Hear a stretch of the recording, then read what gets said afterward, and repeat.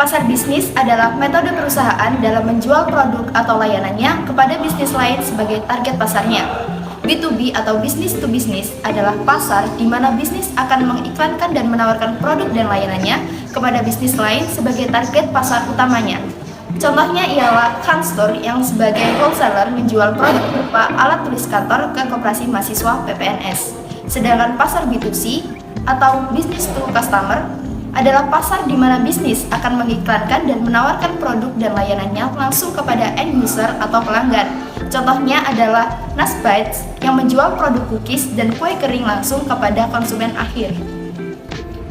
Proses pengambilan keputusan di mana melalui proses ini organisasi formal menetapkan apakah mereka perlu membeli produk atau jasa dan mengidentifikasi, mengevaluasi serta memilih merek dan pemasok.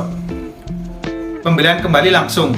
Di sini Departemen Pembelian memesan ulang persediaan seperti pasokan kantor dan bahan kimia curah secara rutin dan memilih dari pemasok pada daftar yang disetujui. Situasi yang membuat terjadinya pembelian organisasional adalah pembelian kembali dan dimodifikasi. Jadi, di sini pembeli mengubah spesifikasi produk, harga, persyaratan pengiriman, atau persyaratan lainnya. Tugas baru. Di sini pembelian membeli produk atau layanan untuk pertama kalinya, seperti gedung perkantoran, sistem keamanan baru. Semakin besar biaya atau risiko, semakin besar jumlah peserta, dan semakin besar pengumpulan informasi, mereka semakin lama waktu untuk mengambil keputusan. Inisiator, pengguna atau orang lain dalam organisasi yang meminta sesuatu untuk dibeli. Pengguna, mereka yang akan menggunakan produk atau layanan. Pengaruh, orang-orang yang mempengaruhi keputusan pembelian. Penentu, orang-orang yang memutuskan persyaratan produk atau pemasok. Penyetujui, orang-orang yang memberi otorisasi tindakan yang diusulkan oleh penentu atau pembeli. Pembeli, orang-orang yang memiliki otoritas formal untuk memilih pemasok dan mengatur syarat pembelian. Pemegang kunci, orang-orang yang memiliki kekuatan untuk mencegah penjual atau informasi mencapai anggota pusat pembelian, misalnya agen pembelian, resepsionis, dan operator telepon. Pengenalan masalah. Tahap awal dalam proses pembelian B2B adalah pengenalan masalah atau kebutuhan yang perlu dipenuhi. Pengumpulan informasi. Pembeli B2B kemudian mengumpulkan informasi tentang produk atau layanan yang tersedia untuk memenuhi kebutuhan mereka. Evaluasi alternatif. Setelah mendapatkan informasi, pembelian B2B mulai mengevaluasi alternatif yang tersedia. Evaluasi ini melibatkan penilaian terhadap faktor-faktor seperti kualitas, harga layanan, purna jual, dan reputasi pemasok. Keputusan pembelian. Setelah evaluasi alternatif dilakukan, pembeli B2B membuat keputusan pembelian. Keputusan ini melibatkan berbagai pihak di dalam organisasi seperti manajemen, keuangan, dan pengadaan.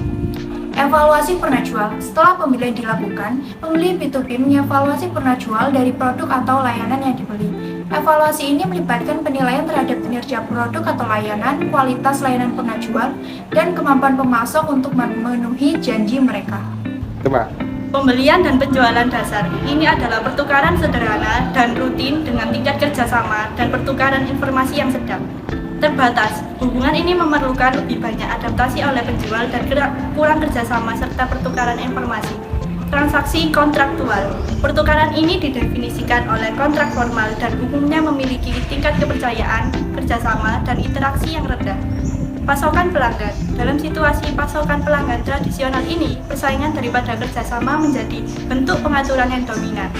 Sistem kerjasama. Mitra dalam sistem kerjasama bersatu dalam cara operasional, tetapi keduanya tidak menunjukkan komitmen struktural melalui sarana hukum atau adaptasi.